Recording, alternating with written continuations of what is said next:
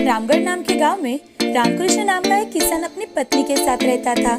उन्हें 4 बेटियां थी, रमा, शीला, मीना और राधा। चारों दिखने में बहुत ही सुंदर थी। उनके जैसा रामगढ़ में कोई नहीं था। लेकिन रामगढ़ में लड़कियों को सिखाना मतलब एक बहुत बुरी बात मानी जाती थी। उन्हें दूसरों का धन समझकर सिर्फ चूल्हा चौका ही सिखाया जाता था। रामकृष्ण की बेटियां बहुत बहादुर थी और वो उन चारों को भी अपना बेटा समझता था। एक दिन रामकृष्ण और उसकी पत्नी मीरा अपनी चारों बेटियों को अपने पास बुलाते हैं और उनसे बातें करने लगते हैं। रामकृष्ण अपनी बेटियों को पढ़ाना चाहता था, लेकिन घर में एक बार ये बात उठाते ही बहुत बड़ा बवाल मच गया था। तो रामकृष्ण ने ये बात वहीं पर दबा दी और वो घर वाले जैसे कह रहे थे वैसे ही कर रहा था। एक दिन अपनी चारों बेटियों से वे बातें कर रहे थे। बातों बातों में रमा अपने पिताजी से, पिताजी क्या आप मुझे तैरना सिखाएंगे? मैं तैरना सीखना चाहती हूँ। मैं जब भी किसी को तैरते हुए देखती हूँ तो मेरा भी मन होता है कि मैं भी एक मछली की तरह पानी में तैरूं। अच्छा, तुम्हें पानी में तैरना है? तभी उसकी छोटी बेटी राधा, पिताजी मैं तो पानी से बहुत डरती हूँ और मुझे तो सिर्फ सजना संवरना पसंद है। तभी मीना राधा की बातें सुनकर अपने पिताजी से, पिताजी क्या आपको पता है 15 दिन पहले रामू काका की बेटी संगीता की शादी हुई थी और सब उसे बोल रहे थे कि कितनी सुंदर सजी है। वो राधा ने ही उसे सजाया था। राधा बड़े अच्छे से सबको सजाती है। तभी रामकृष्ण आश्चर्य से उसकी ओर देखता है और, क्या सच में राधा तुमने उसे सजाया था?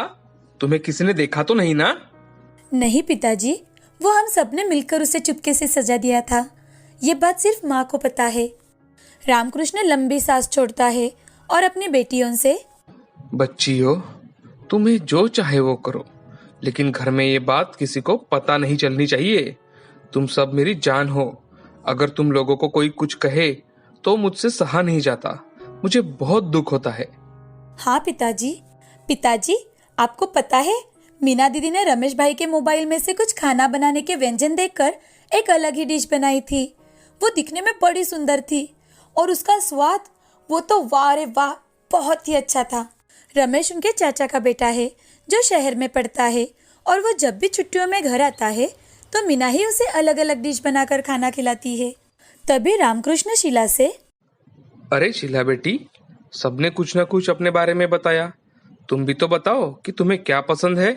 ऐसा कहते ही रामकृष्ण की पत्नी सुनंदा रामकृष्ण के लिए दूध लाते हुए, उसे तो सिर्फ बातें बनाना अच्छा लगता है और अपनी बातों बातों में सबसे काम करवा लेती है वो अपना।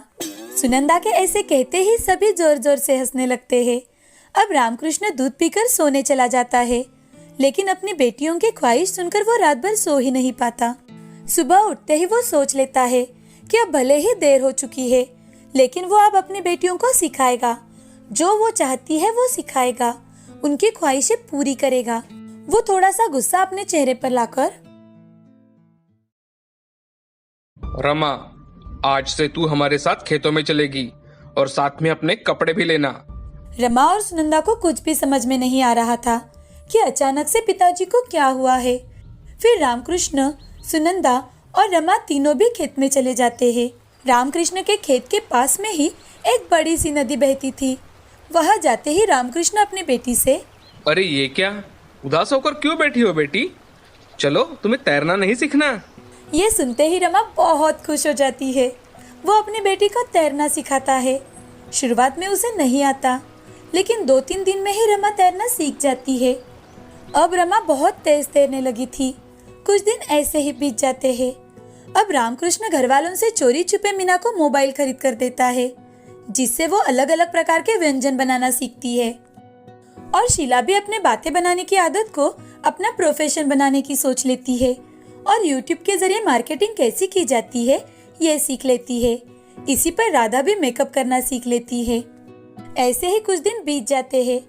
अचानक से एक दिन खेतों में काम करते वक्त रामकृष्ण और सुनंदा को जहरीले सांप ने काट लिया और उनकी वहीं पर मौत हो जाती है। ये सुनते ही चारों बहनों पर जैसे पहाड़ गिर जाता है। वो चारों बहनें बहुत रोती है।